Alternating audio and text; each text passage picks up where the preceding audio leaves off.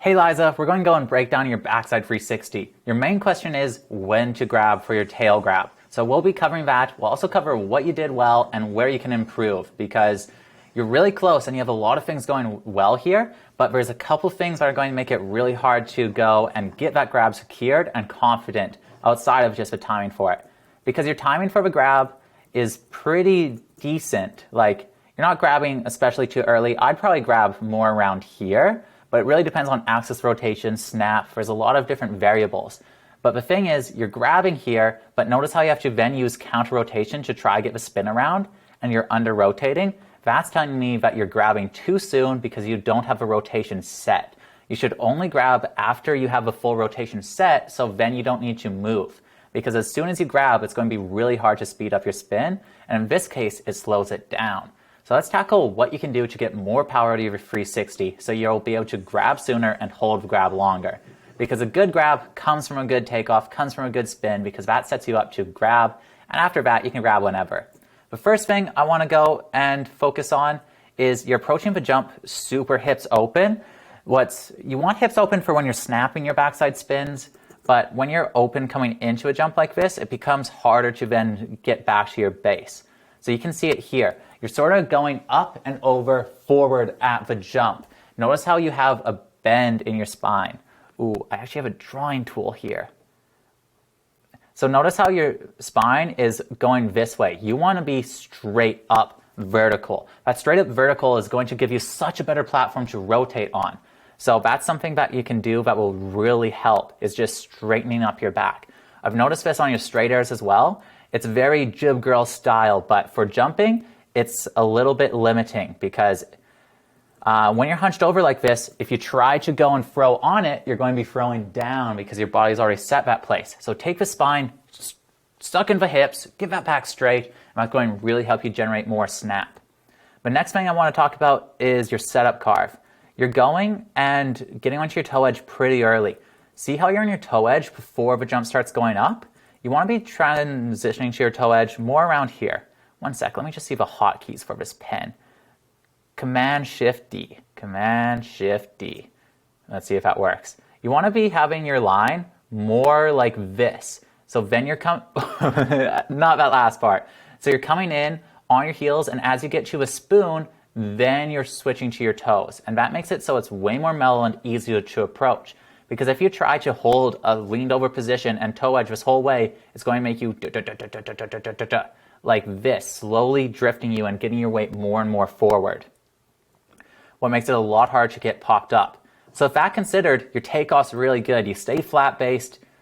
You want a little bit of toe pressure, but flat-based primarily, especially when it's soft like this with that little bit of toe pressure. So this takeoff, snap, and timing is all really good. Nice full extension, pretty much leaving off the tail. We take that. That's really solid.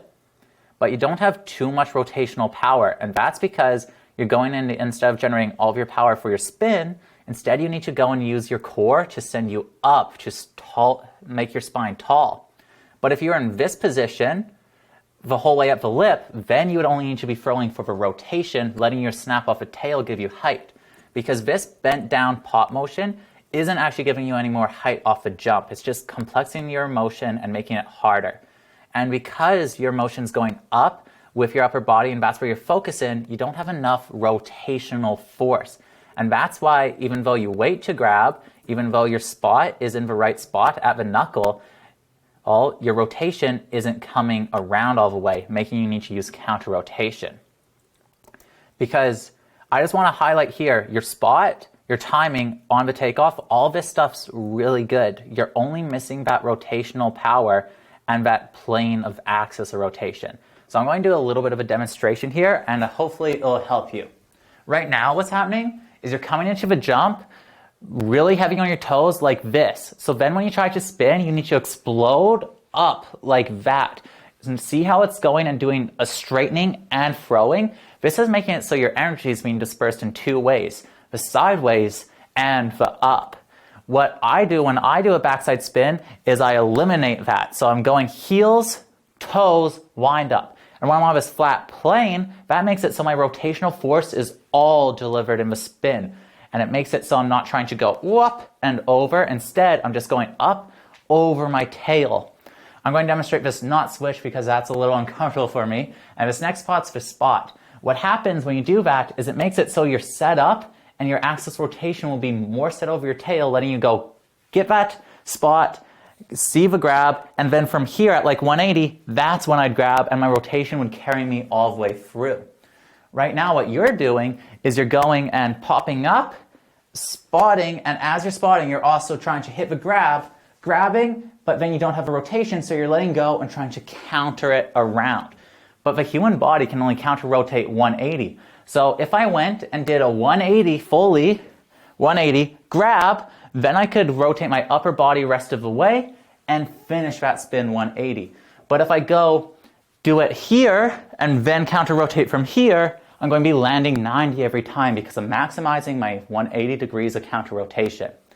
So what I want you to do to improve is instead of going and grabbing at 90, instead do the full rotation. So pop up, rotate, spot, be coming in, and then grab. It's okay to grab super late at the start because once you can get that grab consistent and you can get landing, then you can start grabbing sooner and sooner until you eventually have it how you want. Because there's no one right time to grab. It depends on your snap, your takeoff, your pop, the air time of a jump. All these factors come into play with when you should grab. But we can see that you're grabbing too early because you're not having enough rotation to get into the landing. So I'd say forget about grabbing. You don't need to grab for a backside 360. Instead, focus on getting a 360 where you can rotate constantly the whole way, landing balls of your feet. That's what's going to really give you that platform to then start adding any grab you want. But if I can't change your mind on that and you want to grab, wait to grab. It's completely okay to grab after 180 because that's going to let you hold the grab longer and finish the spin. That's the biggest thing we want to see here is your axis rotation letting you finish the spin. And the best way to do that is your takeoff from going bend over to straight. That's going to be the game changer because your spot, your timing, your snap is all looking really good. You just need to straighten that spine, shorten that setup carve, and get a more plain axis of rotation, and it's going to really clean it up. But honestly, with all things considered, with that hunched over form, like that takeoff was really money. So keep at it, make these changes, they're going to really help. And let me know if you need any more advice.